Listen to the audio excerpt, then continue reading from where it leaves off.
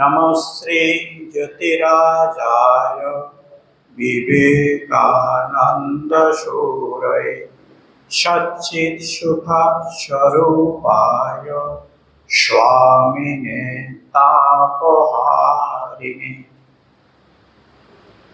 আমরা শরৎচন্দ্র চক্রবর্তী মহাশয়ের সংকলিত স্বামী শিষ্য সংবাদ পাঠ ও পুনর্ধ্যান করছি। আজ আমরা ষোড়শ বল্লীতে আমরা আছি। এটি স্থান বেলুরের সেই নীলাম্বর মুখার্জির বাগান বাড়ি। 1898 খ্রিস্টাব্দে নভেম্বরের সময়ের কথা। আজকে যে বিষয়টি নিয়ে আলোচনা হবে মূলত স্বামীজি সদ্যই অমরনাথ দর্শন এবং ক্ষীর ভবানী মন্দির কাশ্মীরের দর্শন করে এসেছেন। সেই বিষয়গুলোকে নিয়ে আজকের আলোচনা। আমরা একটু পড়ি, তারপরে আমরা আলোচনায় যাব। স্বামীজি আজ 2-3 দিন হইল কাশ্মীর হইতে প্রত্যাবর্তন করিয়াছেন। শরীর তেমন ভালো নেই। শিষ্য মঠে আসিলেই স্বামী ব্রহ্মানন্দ বলিলেন, কাশ্মীর হতে ফিরে আসা অবধি স্বামীজি কারোর সঙ্গে কোনো কথাবার্তা কর না, স্তব্ধ হয়ে বসে থাকেন। তুই স্বামীজির কাছে গল্প সল্প করে স্বামীজির মনটা নিচে আনতে চেষ্টা করিস।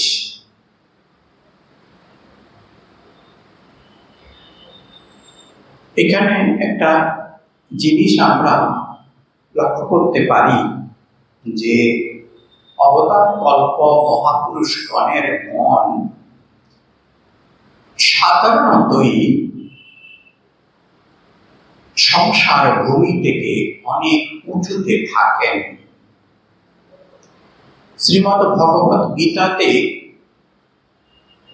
আদি শঙ্করাচার্য তার যে ভাষ্য লিখেছেন, তার যে ভূমিকা লিখেছেন, সেখানে তিনি এই অবতারের কথা বলতে গিয়ে বলছেন যে স্বয়ং ভগবান নরদেহ ধারণ করে এই পৃথিবীতে আসেন, নরলীলা করেন, আমাদেরকে সংসার থেকে মুক্ত করে বন্ধন করে আমাদের স্বরূপের অভিমুখী করান। এই হচ্ছে অবতারের আসার উদ্দেশ্য। যদিও আমরা জানি যে সাধারণত বলি যে দুষ্টের দমন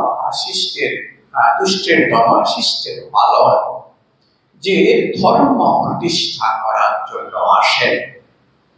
তো সেটাকে মধ্যে সাধারণত আমরা বুঝতে পারি সামাজিক এবং রাজনৈতিক যে সত্য প্রতিষ্ঠা, ন্যায় প্রতিষ্ঠা, যেন তাতেই নিহিত, আসলে তা নয়। সেটি একটি সীমাবদ্ধ ধারণা। আসল ধারণা শ্রীরামকৃষ্ণ কথামৃতের বহুবার বলেছেন যে জীবের একমাত্র লক্ষ্য, মানুষের একমাত্র লক্ষ্য ভগবান লাভ, ভগবান দর্শন। স্বাভাবিকভাবেই অবতার কল্প মহাপুরুষগণ, অবতার এবং তার পার্শ্বদগণ যখন আসেন, তারাও এই লক্ষ্যে কাজ করে যান। এখানে যে বিষয়টির উপরে আমি আমাদের আলোচনার যে কেন্দ্রটাকে আনতে চাইছি, সেটা হচ্ছে স্বামীজির মনটা নিচে আনতে চেষ্টা করিস। কে বলছেন? স্বামী ব্রহ্মানন্দজি মহারাজ, ঠাকুরের মানস পুত্র, অবতারের পার্শ্বদ। কারণ তিনি জানেন যে স্বামীজি যদি বেশি বেশি করে এই ভূমিতে থাকেন, তাহলে তার শরীর রক্ষা হবে না। সেই জন্য তিনি একটা অবলম্বন নিচ্ছেন, শিষ্যকে বলছেন তুই তার মনটাকে নিচে নামিয়ে আনিস। গীতাতেও এই সূত্র ধরে একটি কথা ওখানে আছে যে এই যে লীলা করেন, অবতার আসেন, এটা কি সত্যি সত্যি আসেন? এটা কি আমাদেরই মতো যে জীবজ শরীর গ্রহণ করে আমাদেরই মতো তারা যাপন করেন? সেখানে স্পষ্টভাবে আদি শঙ্করাচার্য বলছেন বলে তা নয়, আসলে তাদের জন্মই হয় না।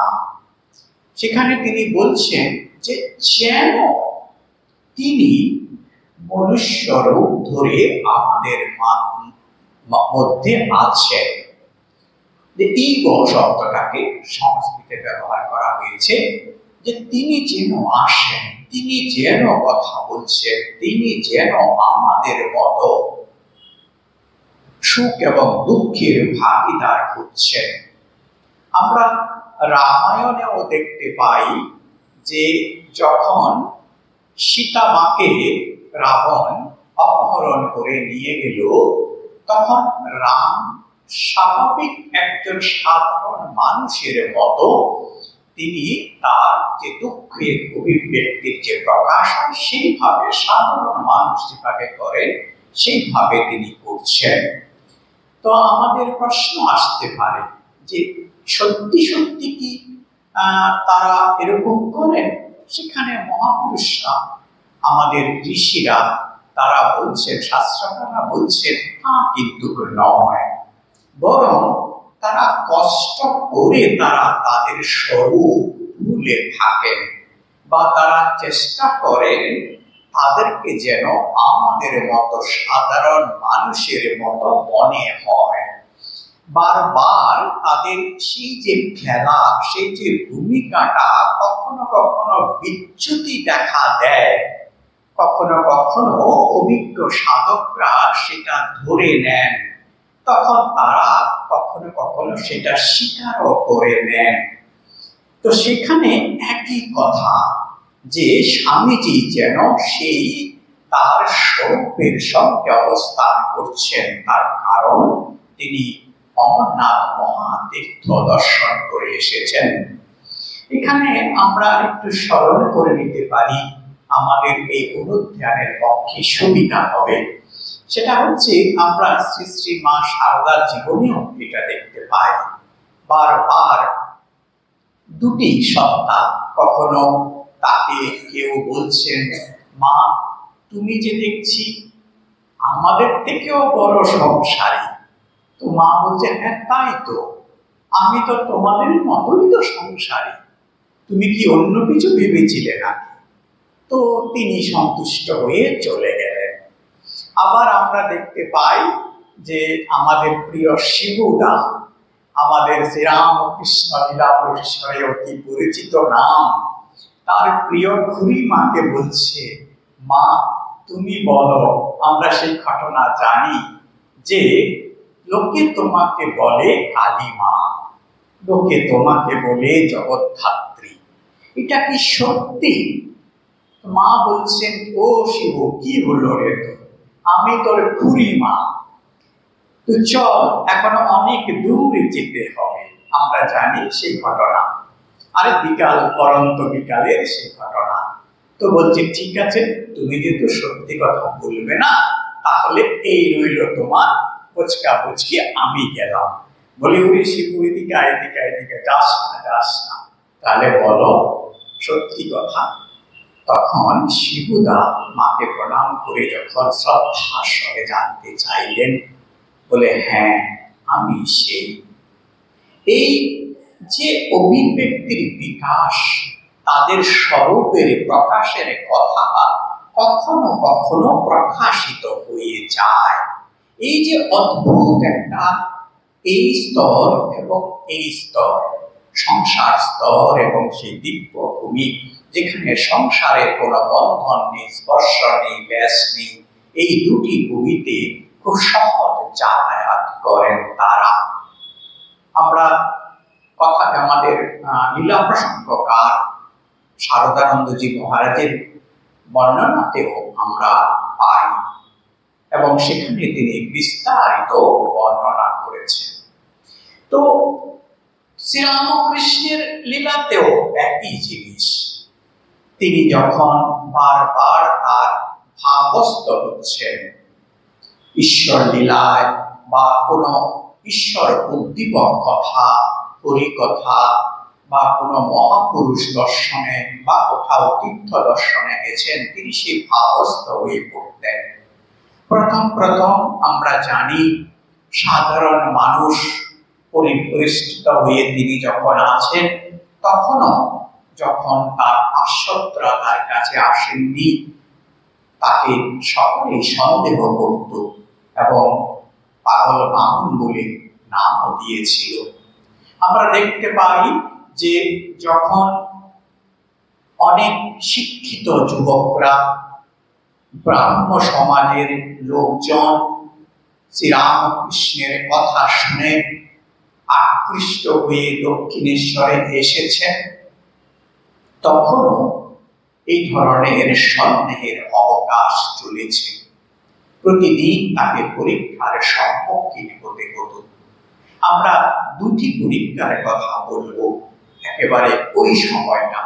একটি আমরা সকলেই জানি, নরেন্দ্রনাথ তাকে বারবার পরীক্ষা করতেন এবং তার যে এই যে অবস্থা, যিনি যেটা বলছেন সেটা সত্যি কিনা, সে অবস্থা যেটা সঙ্গে মিলছে কিনা পরীক্ষা করার জন্য তিনি একদিন তার বিছানার নিচে একটি টাকা রেখে দিয়েছিলেন, কয়েন রেখে দিয়েছিলেন।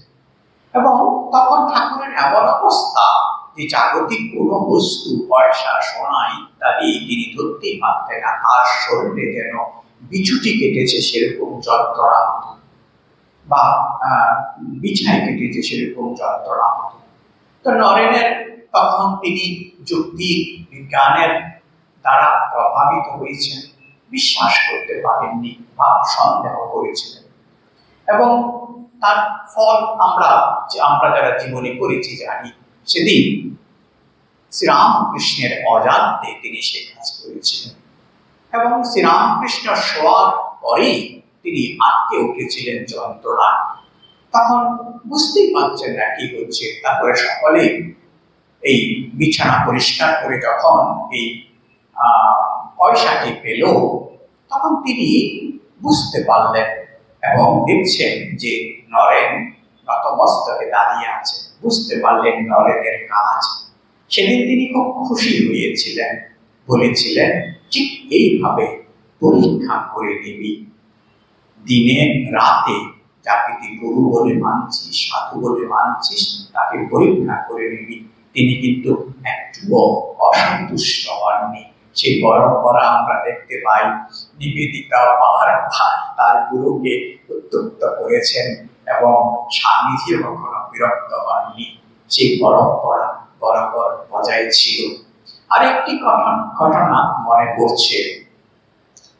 শ্রীরামকৃষ্ণের ডাক্তার মহেন্দ্রনাথ সরকারের কথা আমরা জানি। তিনি একজন বিদগ্ধ পণ্ডিত, বড় ডাক্তার, এবং তিনি এই ঈশ্বরে বিশ্বাস নন, থাকলেও সেটা তিনি কখনো প্রকাশ করতেন না। বরাবরই তিনি যুক্তি উপরে নির্ভর করে যে কোনো তার জীবনযাপন করতেন বা পরিচালিত হতেন। তো শ্রীরামকৃষ্ণের কাছে যখন তিনি এলেন, তার শুধুমাত্র চিকিৎসার জন্য, তিনি এই ভক্তদের এত শ্রদ্ধা এবং শ্রীরামকৃষ্ণকে নিয়ে যে তখনকার দিনে এই উন্মাদনা, তার একটু বিষদৃশ লেগেছিল এবং সেটাকে তিনি কিছু ভদ্র মানুষ, ভদ্রলোক কিছু না বললেও তিনি তাতে অংশগ্রহণ করতেন না। এবং শ্রীরামকৃষ্ণের এই অদ্ভুত ভাব বিকার সমাবিষ্ট হওয়া, সেটাকেও তিনি মানতে পারছিলেন না। যে ডাক্তারি শাস্ত্র অনুসারে যে যে সিমটম থাকা উচিত তার সঙ্গে এর মিলছে না। এবং তিনিও একদিন মনস্থ করলেন যে পরীক্ষা করব। এবং শ্রীরামকৃষ্ণ একদিন যখন ভাবস্থ হয়ে দাঁড়িয়ে থাকলেন, তার চক্ষু উন্মিলিত খোলা, এবং সেই সময় চক্ষু কখনো বন্ধ হতো না, এবং তা থেকে কখনো জলও পড়তো না। তাতে সন্দেহ হতো জৈবিক প্রক্রিয়ায় যেভাবে প্রত্যেকটি জিনিস হওয়া উচিত একটি মানব শরীরে, তা তিনি তার ডাক্তারি অভিজ্ঞতার সঙ্গে মিল পাচ্ছেন না। ভাবতেন অন্যরা যা বলে নিশ্চয়ই এটাও একটি মিথ্যা মিথ্যা ভান মাত্র। সেদিন তিনি সাব্যস্তই করলেন যে আজকেই আমি সে পরীক্ষা করে দেব। ভাবুন, শ্রীরামকৃষ্ণের চোখে তিনি তার অঙ্গুলি দিয়ে দিলেন, এবং শ্রীরামকৃষ্ণের শরীরে কোনো বিকার নেই, এবং শ্রীরামকৃষ্ণ আমাদের সহজাত প্রবৃত্তি অনুসারে চোখ বন্ধ করার যে প্রক্রিয়া, সেটাও ঘটেনি। সেদিন তিনি বুঝেছিলেন, বা এইটুকুনি বুঝেছিলেন, যে আমার বুদ্ধি, আমার চিকিৎসা বিজ্ঞানের যে অভিজ্ঞতা, এর মাধ্যমে এর ব্যাখ্যা আমি করতে পারছি না। আর যাই হোক না কেন, এটা আমি আমার যে ভাবনাতে বিশ্লেষণ করি তার মধ্যে পড়ছে না, এটা অন্য কোনো একটা কিছু। তো ঠিক এইভাবে শ্রীরামকৃষ্ণকেও দেখতেন যে মনটাকে নিচে এনে আনার জন্য আমাদের পার্শ্বদের যে সেবকরা থাকতেন, হৃদয় থেকে অন্যরা, তারা হরির নাম করতেন, এবং তাতে তার মনটা স্বাভাবিক ভূমিতে আবার নেমে আসত। বারবার কখনো বা বলতেন যে আমি একটু জল খাবো। এই অবলম্বনগুলোকে নিয়ে তারা আমাদের মতো স্বাভাবিক ভূমিতে আমাদেরই মতো তারা লীলা বিলাস করে যেতেন। আমরা শ্রীমায়ের জীবনীতে আবার যাচ্ছি, যে আমরা দেখতে পাই যে শ্রীরাম মায়ের যে প্রামাণ্য জীবনী স্বামী গম্ভীরানন্দজি মহারাজের লিখিত, সেখানে রাধুর উপরে অনেক অধ্যায় কথা লেখা আছে, যে এই রাধু মায়ের জীবনে একটি অবলম্বন ছিল।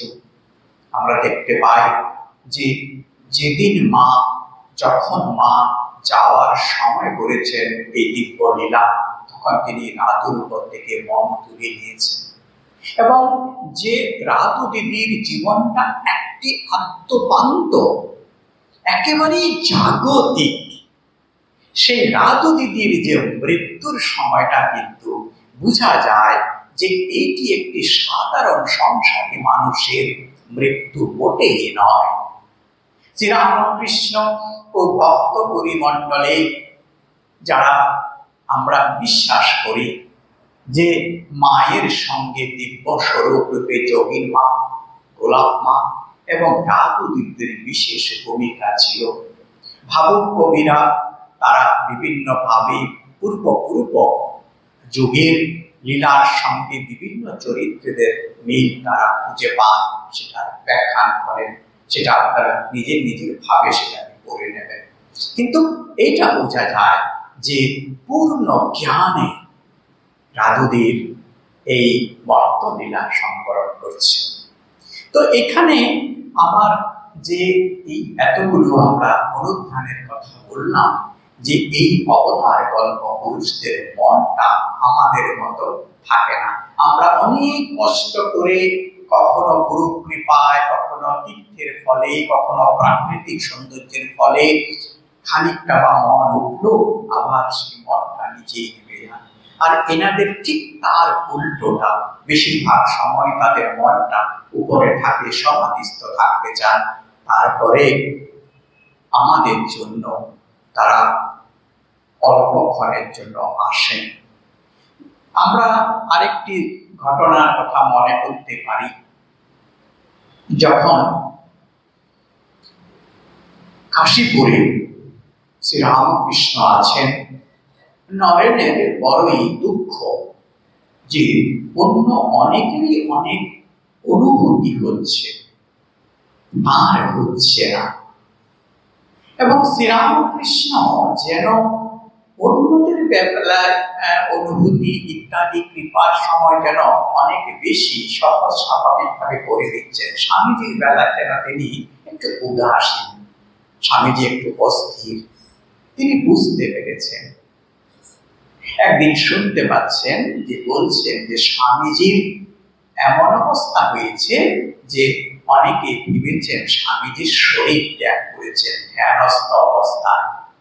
অনেকে ছুটে গিয়ে ঠাকুরকে বললেন, আর শ্রীরামকৃষ্ণ বুঝতে বুঝতে হাসছেন, যা ঠিক হয়েছে, আমাকে খুব জ্বালাচ্ছিল।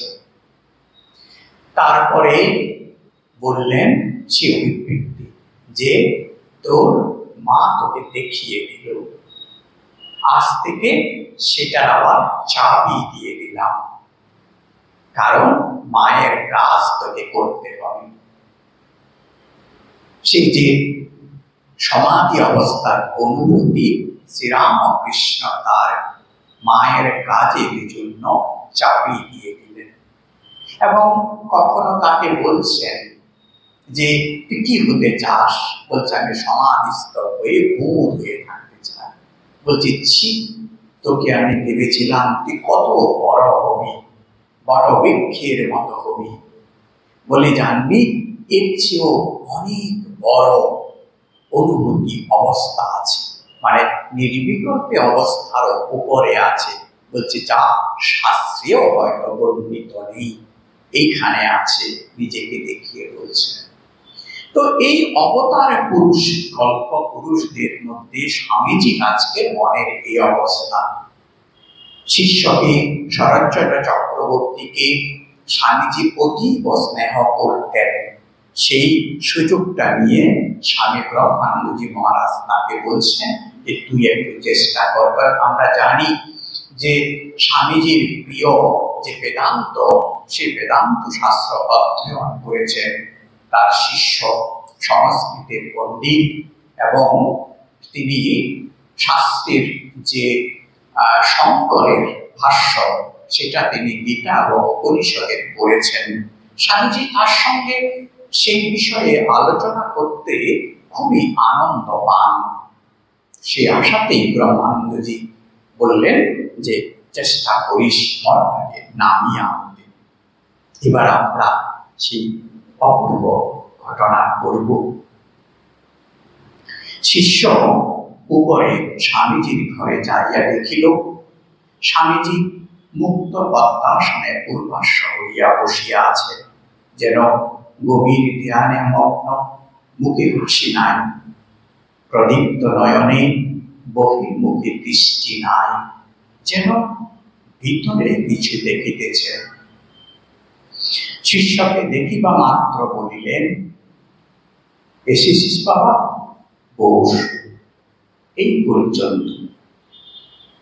স্বামীজির বাম নেত্র অন্তরটা রক্তবর্ণ দেখিয়া শিষ্য জিজ্ঞাসা করিল, আপনার চোখের ভিতরটা লাল হয়ে আছে কেন? স্বামীজি ও কিছু না বলিয়া পুনরায় স্থির হইয়া বসিয়া রহিলেন। অনেকক্ষণ বসিয়াও যখন স্বামীজি কোনো কথা বলিলেন না, তখন শিষ্য অধীর হইয়া স্বামীজির পাদপদ্ম স্পর্শ করিয়া বলিলেন, অমরনাথে যাহা যাহা প্রত্যক্ষ করিলেন তাহা আমাকে বলিবেন না? পাদস্পর্শে স্বামীজির যেন একটু চমক ভাঙিল, যেন একটু গভীর দৃষ্টি আসিল। বলিলেন, অমরনাথ দর্শনের পর হতে আমার মাথায় 24 ঘন্টা যেন শিব বসে আছেন, কিছুতেই নামছেন না। শিষ্য শুনিয়া অবাক হইয়া রহিল। স্বামীজি অমরনাথ ও পরে ক্ষীর ভবানীর মন্দিরে খুব তপস্যা করছিলাম, যা তামাক সেজে নিয়ে আয়।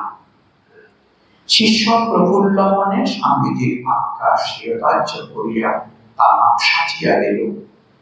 স্বামীজি আস্তে আস্তে ধূমপান করিতে করিতে বলিলেন, অমরনাথ যাওয়ার কালে পাহাড়ের একটা খাড়াই চড়াই ভেঙে উঠছিল।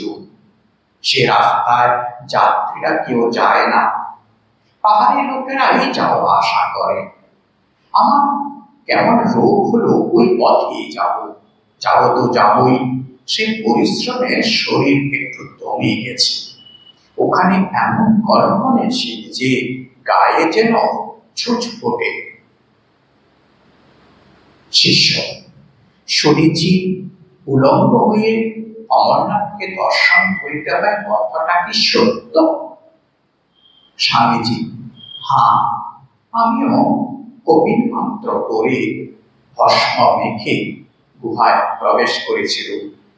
তখন সে বিষয় কিছুই জানিতে পারিনি, কিন্তু মন্দির থেকে বেরিয়ে ঠান্ডায় যেন জড়ো হয়ে গিয়েছিলাম। শিষ্য, পায়রা দেখেছিলেন কি? শুনেছি সেখানে ঠান্ডায় কোনো জীব জন্তুকে বাস করিতে দেখা যায় না, কেবল কোথা হইতে এক ঝাঁক শ্বেত পারাবত মধ্যে মধ্যে আসিয়া থাকে। স্বামীজি, হ্যাঁ, 3-4টে সাদা পায়রা দেখেছিল। তারা গুহায় থাকে কি নিকটবর্তী পাহাড়ে থাকে তা বুঝতে পারলুম না।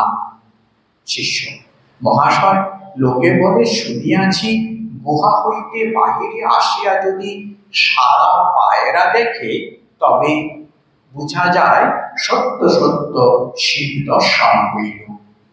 স্বামীজি, শুনেছি পায়রা দেখলে যা কামনা করা যায় তাই সিদ্ধ হয়।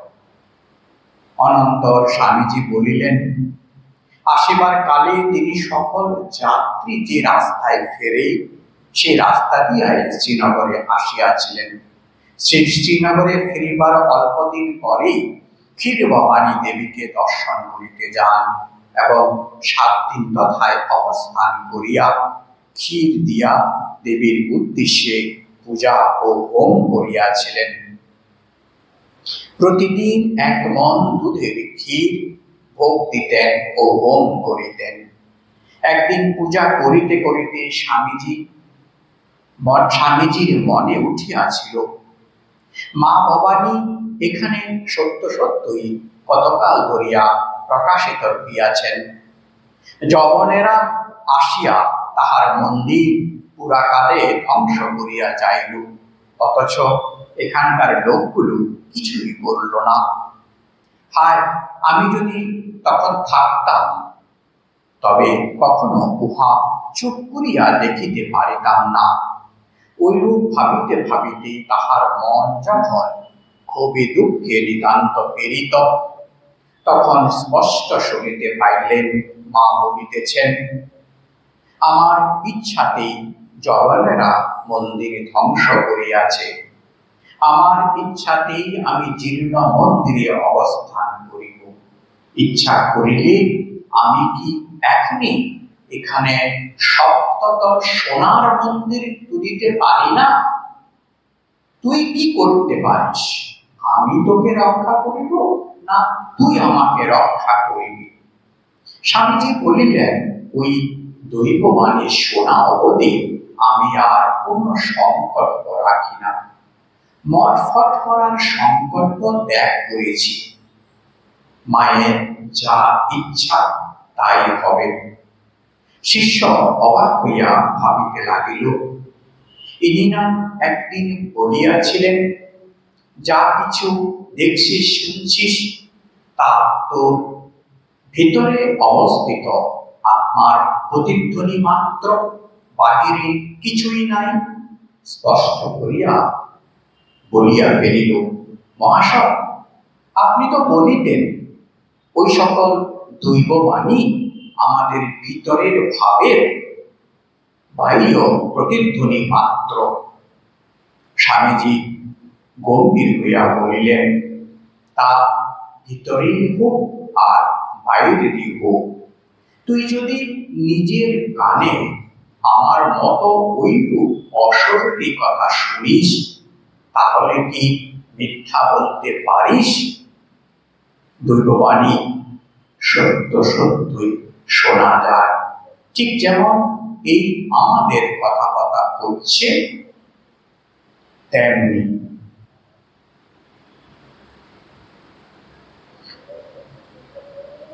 আমরা যে সময়ের কথাটা পড়লাম, স্বামীজি যে সময়ে বর্ণনা করছেন 1898 খ্রিস্টাব্দ, আর স্বামীজির এই দিব্যলীলা মানব লীলা সংবরণ করেছেন 1902।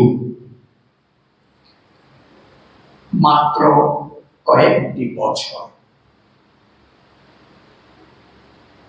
ওই অবস্থাতেই স্বামীজির যে চূড়ান্ত ভাব কতখানি হয়েছে যে স্বামীজি বলছেন যে ওই দিব্যবাণী শোনার পরে আমার আর মটফট করার ইচ্ছা সংকল্প ত্যাগ করেছি, মায়ের যা ইচ্ছা তাই হবে। এটি আমাদের জীবনের শাস্ত্রের যে বর্ণনা, এই দুটি অবস্থা, একটি হচ্ছে পুরুষার্থ, আরেকটি হচ্ছে দৈব। আমাদের প্রত্যেকেরই জীবনে এই দুটি অবস্থা আছে। অবতার কল্প পুরুষ যারা থাকেন, তারা দৈব নির্দিষ্ট হয়ে তাদের দিব্য ভাবকে সংবরণ করে জাগতিক রূপ ধারণ করে আমাদের মধ্যে আসেন। তাদের উদ্দেশ্য থাকে একমাত্র লোকের কল্যাণ সাধন। কি সেই কল্যাণ? এই যে মায়া চলছে, এই চালাচ্ছেন। উপনিষদে বলছেন যে এক অখণ্ড অনির্বচনীয় সেই অসীম ব্রহ্ম, তার হঠাৎ ইচ্ছা হয়েছে আমি এক, আমি বহু হব। সেই থেকে এই সৃষ্টির সূচনা, এক অহম বহুশ্যাম। আমরা আমাদের পুরাণের যে ঘটনা, অবতার তত্ত্ব নিয়ে, সৃষ্টি নিয়ে, আমরা যদি তার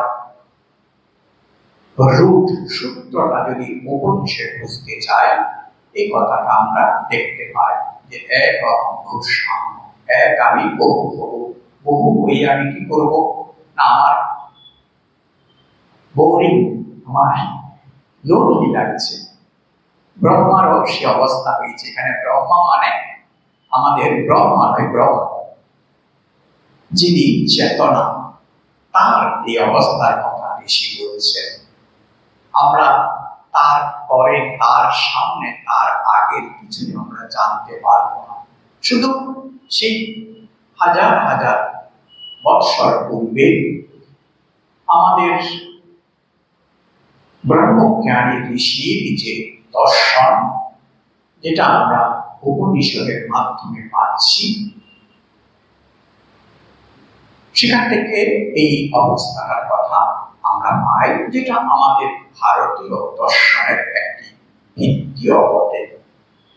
মূলত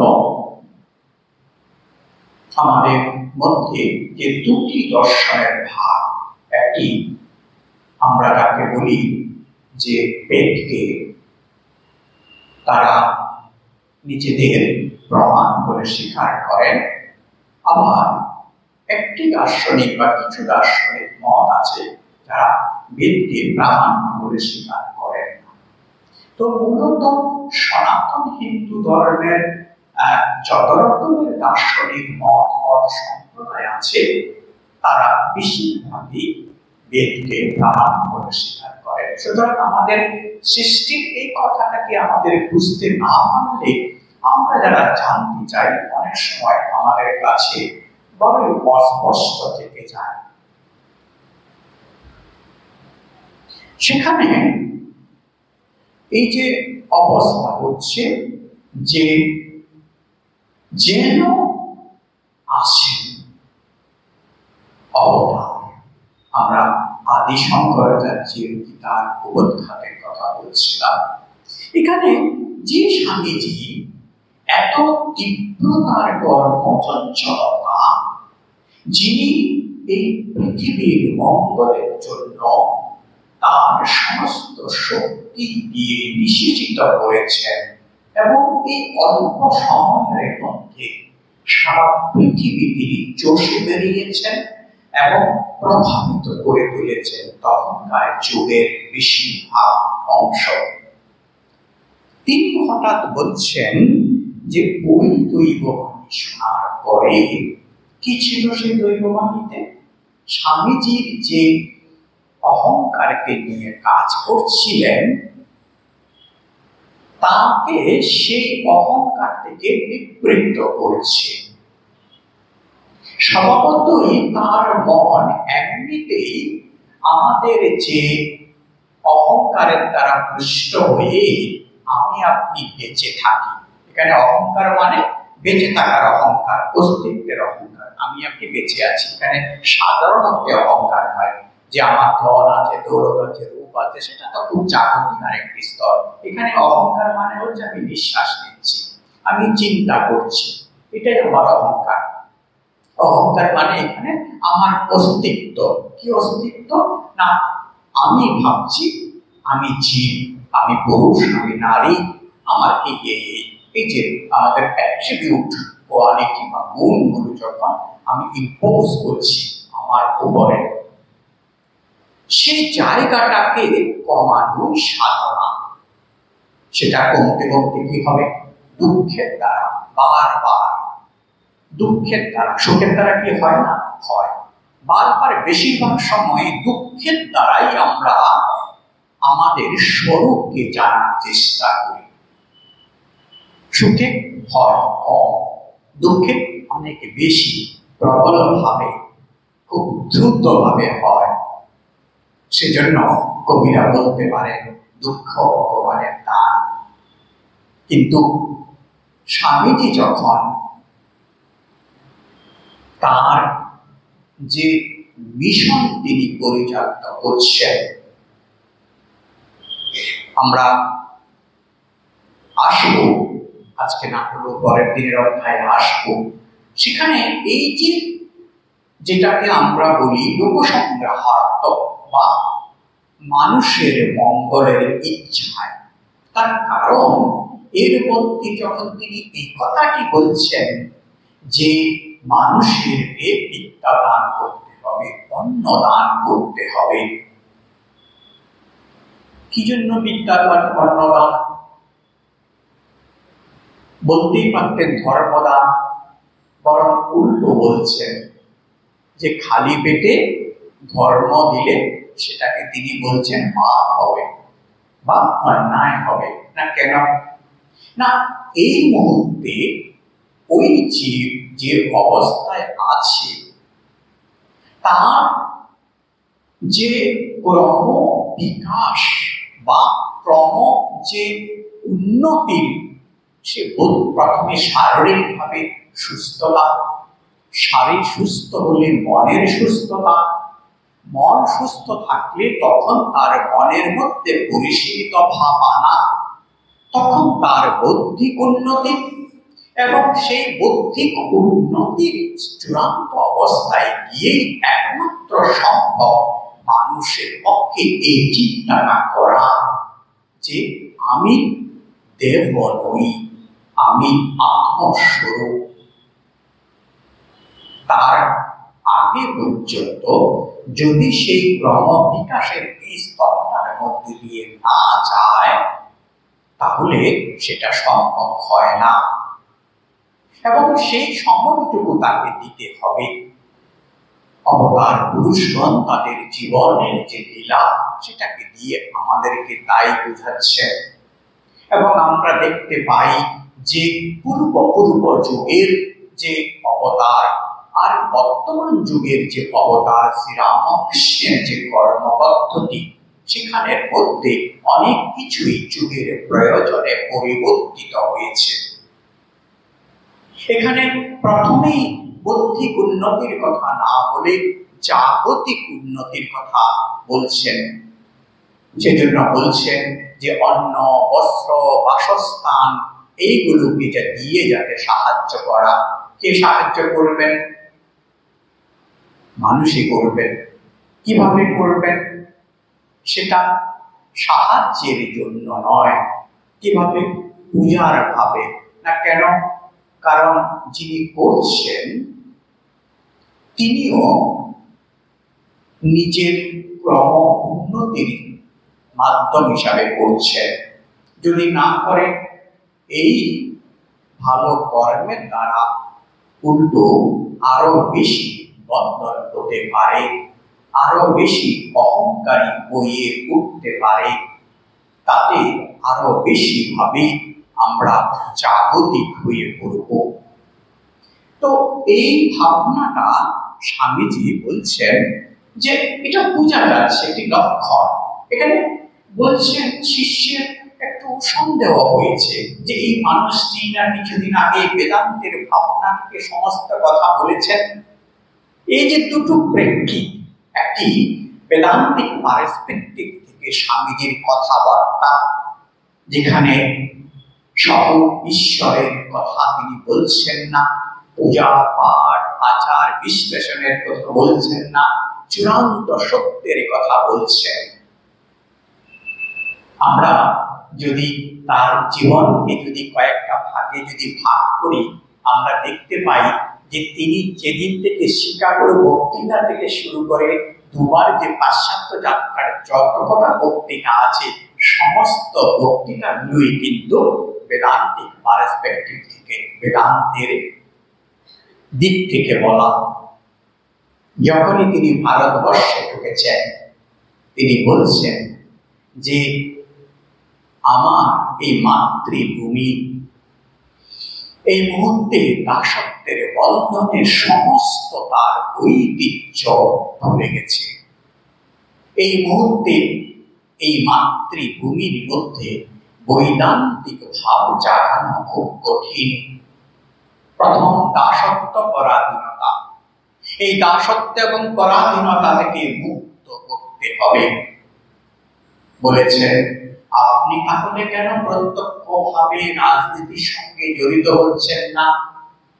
স্বামীজি প্রত্যক্ষ উত্তর না দিলেও বলেছেন আমি এই মুহূর্তে তোমাকে স্বাধীনতা এনে দিতে পারি। তোমরা কি সে স্বাধীনতাকে রক্ষা করার জন্য যোগ্য হয়ে উঠেছ? তারপরে তার নির্দেশ ছিল আগামী 50 বৎসর ভারত মাতা তোমাদের উপাস্য। একেবারে ঠিক মোটামুটি 50 বছরের মাথাতেই আমাদের ভারতবর্ষ রাজনৈতিকভাবে স্বাধীনতা পেয়েছে।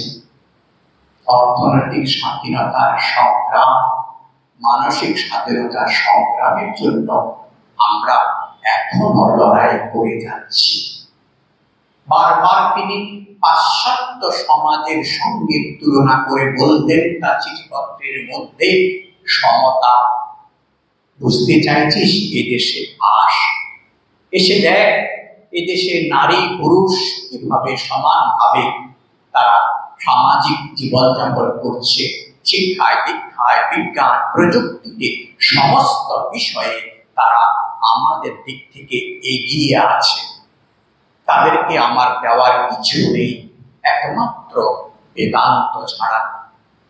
তিনি তাদেরকে বেদান্তের কথা বলেছেন, ভাবছেন, ভেবেছেন যে তারাই যোগ্য। সুস্পষ্টভাবে তিনি বলেছেন যে এই চূড়ান্ত সত্য, যে এই পৃথিবী মায়া, যেটি আমাদের কাছে যেন কথামৃতে বলছেন যে মা কালী দিব্যি বলছি, শিশু যেমন বলে, সে বুঝেই না যে শপথ নিচ্ছে, সেটা কিসের শপথ নিচ্ছে। আমার আপনার কাছেও আমরা যখন এই বেদান্তের কথা বলি, উপলব্ধি নেই, আমাদের কাছেও শব্দ মাত্র। কিন্তু তাদের কাছে স্বামীজি যখন বলছেন হচ্ছে তাদের বহু বিবরণ আমরা দেখতে পাই। স্বামীজি বক্তৃতা করছেন, তাদের অনুভব এমন হচ্ছে, তাদের বাহ্য জ্ঞান শূন্য হচ্ছে এবং নিজের অস্তিত্ব যখন তারা হারাচ্ছেন, তারা তাদের সহজাতভাবে ভীত হচ্ছেন। তারা বলছেন, স্বামীজি আপনি থামুন, আমরা ভয় পাচ্ছি। এই অবস্থা দুটোর যেন মিলন ঘটেছে। তাদের রাজনৈতিক সামাজিক শিক্ষা দীক্ষা সেই স্তরে পৌঁছেছে যেখানে স্বামীজির মতো একজন অবতার কল্প মহাপুরুষের কথা তারা শোনার সুযোগ এবং সৌভাগ্য পেয়েছে। তিনি যখন ভারতে এসেছেন, তিনি তখন তার মধ্যে যে আরো অনেক অনুভূতি আছে সেগুলোর কথা কখনো কখনো তিনি বলে ফেলেছেন। শিষ্যের সন্দেহ হচ্ছে, তিনি প্রশ্ন করছেন যে আপনি কিছুদিন আগে বলেছিলেন এইসব অনুভূতিগুলো কিছু না, আমাদের এই মনেরই প্রতিচ্ছবি মাত্র, প্রতিধ্বনি মাত্র। স্বামীজি এখানে কিন্তু একবারও বলছেন না, হ্যাঁ তখন আমি যা বলেছিলাম সেটাই ঠিক, সেটাই তুই ধরে রাখ। এখানে স্বামীজি বলছেন দৈববাণী হয়, এবং আমি যদি নিজের কানে শুনি সেটাকে মিথ্যা কি করে বলবো? তাহলে দুটোর মধ্যে কি করে মেলবন্ধন ঘটাবো? না, দুটি প্রক্রিয়া, দুটি পদ্ধতি, দুটি দার্শনিক মত। স্বামীজির জীবনের আমরা তাকে বেদান্ত কেশরী বলি। স্বামীজির সারা পৃথিবীতে গ্রহণযোগ্যতা কিন্তু তার বেদান্ত প্রচারক হিসাবে। কখনো কখনো তার গুরু ভাইরা দুঃখ করেছেন যে স্বামীজি ওখানে গিয়ে তার এত নাম যশ হয়েছে যে তার প্রিয় গুরুর কথাও তিনি বলছেন না। স্বামীজি বলছেন যে শ্রীরামকৃষ্ণকে তোরা যা বুঝেছিস সেটাই কি একমাত্র শেষ? শ্রীরামকৃষ্ণকে আমি আমার মতো করে বুঝেছি, এমন হতে পারে যে আমি যেভাবে বুঝেছি বা পেয়েছি সে অংশটা তোরা পাসনি। তিনি দুঃখ পেয়ে কেঁদেছেন। কিন্তু আমরা দুই একটি বক্তৃতা আছে, সেগুলো যখন পড়ি আমরা পরিষ্কার বুঝতে পারি যে শ্রীরামকৃষ্ণের যন্ত্র হয়ে তিনি সমস্ত কাজ করছেন, এবং সেই জন্য তার মুখ থেকে নির্গত হতে পারে যে আমি যদি কিছু ভালো করেছি সমস্ত শ্রীরামকৃষ্ণ দায়ী, আর আমার দ্বারা যদি কখনো কিছু ভুল হয়ে থাকে সেটার জন্য আমি দায়ী। শিষ্যের এই কথা, স্বামীজির এই কথা শুনে শিষ্য আর কোনো প্রশ্ন করলেন না। শিষ্য আর বিরক্তি না করিয়া স্বামীজির বাক্য শিরোধার্য করিয়া রইল। কারণ স্বামীজির কথায় এমন এক অদ্ভুত শক্তি ছিল যে তাহা না মানিয়া থাকা যাইত না। যুক্তি তর্ক যেন কোথায় ভাসিয়া যাইত। শিষ্য এইবার প্রেতাত্মাদের কথা পারিল। একটি অদ্ভুত প্রসঙ্গ আসছে। স্বামীজি বলিল, মহাশয়, এই যে ভূত প্রেতাদি যোনির কথা শোনা যায় শাস্ত্রে, যাহার ভুয়ো ভুয়ো সমর্থন দৃষ্ট হয়, সে সকল সত্য সত্যই কি আছে? স্বামীজি, সত্য বই কি? তুই যা না দেখিস তা কি সত্য নয়? তোর দৃষ্টির বাইরে কত অযুত অযুত ব্রহ্মাণ্ড দূর দূরান্তে ঘুরছে, তুই দেখতে পাস না বলে তাদের কি আর অস্তিত্ব নাই? তোর কার্য হচ্ছে এই শরীরের মধ্যে যে আত্মা আছে তাকে প্রত্যক্ষ করা। তাকে প্রত্যক্ষ করতে পারলে ভূত প্রেত তোর দাসের দাস হয়ে যাবে। এই ভূত প্রেতের কথা এখন আমরা ঠাকুরমা স্বামীজির অনুরাগী, আমাদের শাস্ত্রে এর কথা সমর্থন আছে। এটি হচ্ছে অশরীরী আত্মা। অশরীরী আত্মা থাকবে, সেটাই স্বাভাবিক। তো এইটা নিয়ে বেশ মজার অভিজ্ঞতা আমাদের প্রতিনিয়ত হয়, বিশেষত যখন আমরা হোস্টেলে থাকি। মাঝে মধ্যে ইচ্ছা অনিচ্ছাকৃত ভাবে এই ছাত্রছাত্রীদের বা ছাত্রদের মূলত আমি এখন যে গ্রামে যেখানে আছি, গোয়ালডাঙ্গা ক্যাম্পাস, সেখানে ডে স্কলারের ছাত্রীরাও আছে, আমাদের সকাল সন্ধ্যা পড়ানো হয়। ওই গ্রামে গঞ্জে একটি অদ্ভুত সমস্যা, এই ভূতের সমস্যা। এর কোনো সমাধান নেই। মাঝে মধ্যে তাদের মধ্যে ভূত এবং অদ্ভুত তার বর্ণনা, প্রায় সাহিত্যিক মূল্য কোনোভাবে অস্বীকার করা যাবে না। ছোট ছোট বাচ্চা ছেলে মেয়েরা যেভাবে করে, তো এখন এই যে তাদেরকে যদি বলি আমি যে হ্যাঁ ভূত আছে সত্যি, আর স্বামীজি ঠাকুর সেটা মেনেছে, তাহলে তো হয়েই গেল, স্কুল বা সমস্ত প্রতিষ্ঠান বন্ধ করে দিতে হবে।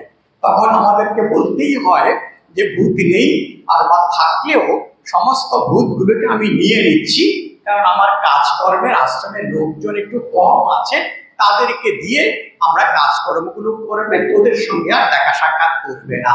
সে অদ্ভুত অভিনয় করতে হয় এবং ঘরে এসে কিন্তু মা ঠাকুরের কাছে একটু ক্ষমা চেয়ে নিই।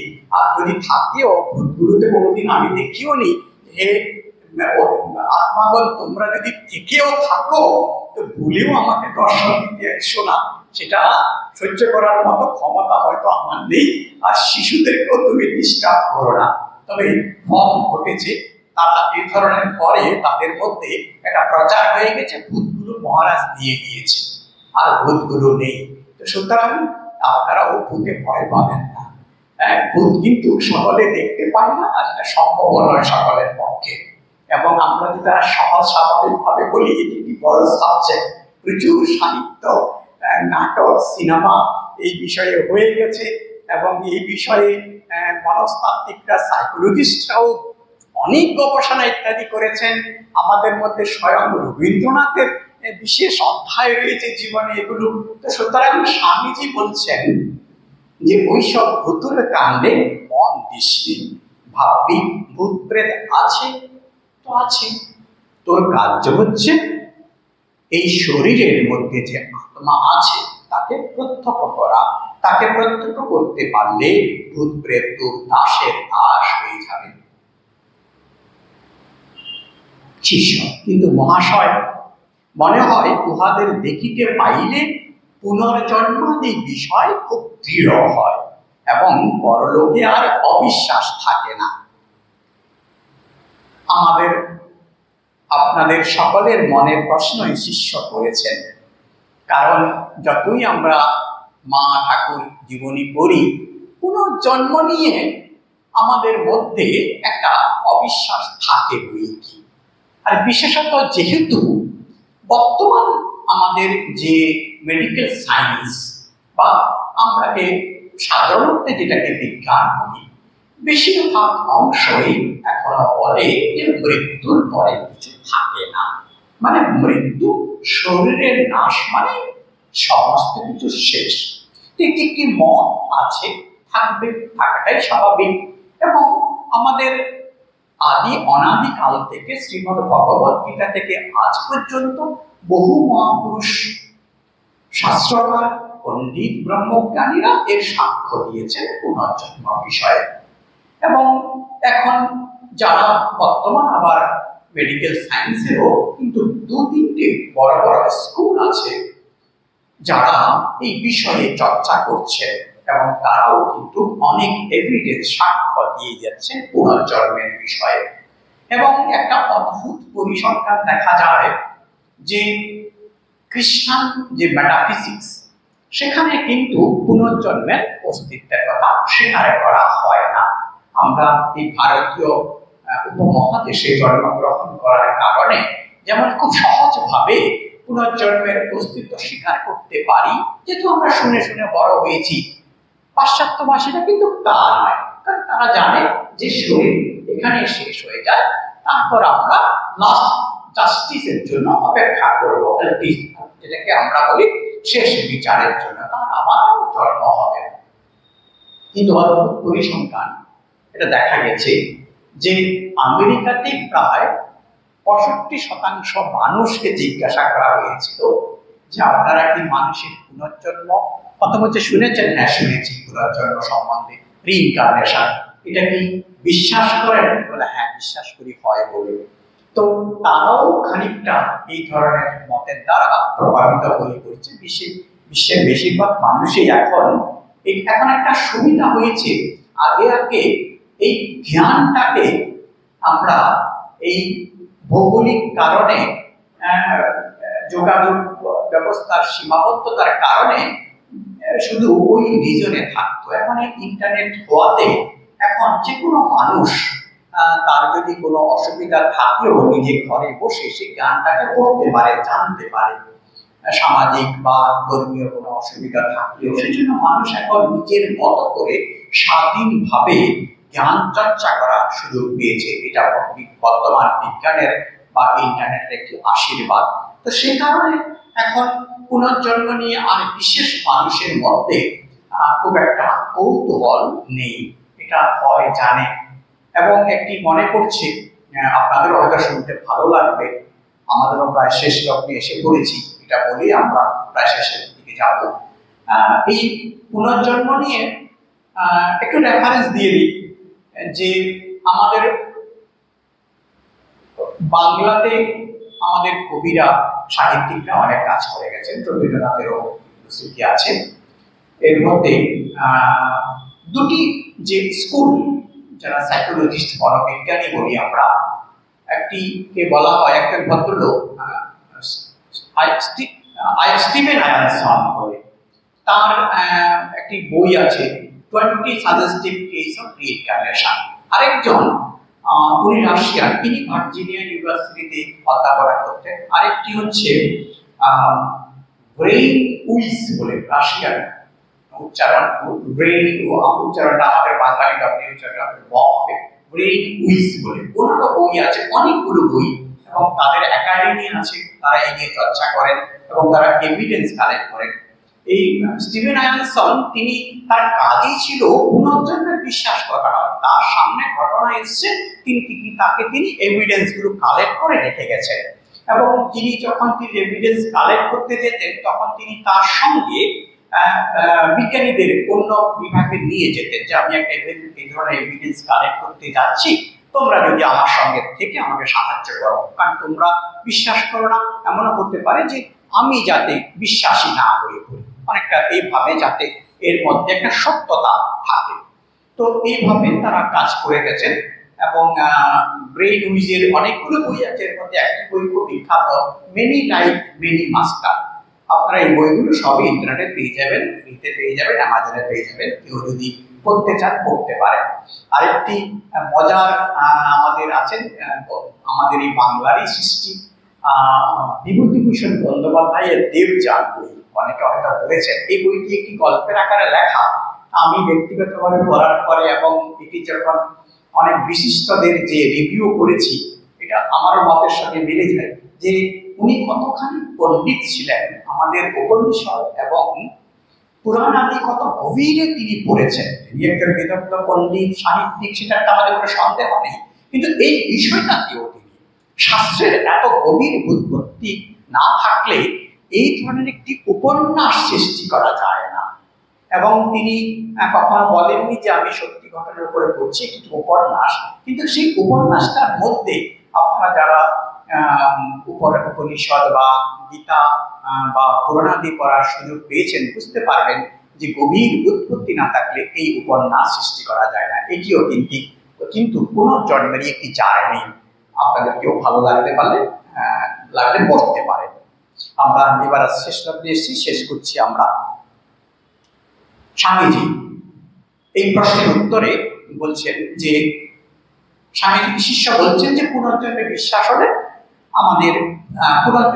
আমাদের একটু পরলোকের বিশ্বাস অবিশ্বাসকে আমরা একটু ভাবতে পারি বা আমাদের একটু দৃঢ় নিশ্চয় হয়। স্বামীজি, তোরা তো মহাবীর, তোরা আবার ভূত প্রেত দেখে পরলোকে কি দৃঢ় বিশ্বাস করবি? এত শাস্ত্র বিজ্ঞান পড়লি, এই বিরাট বিশ্বের কত পুরুতত্ত্ব জানলি, এটিও তোদের আত্মজ্ঞান লাভ কি ভূত প্রেত দেখে করতে হবে?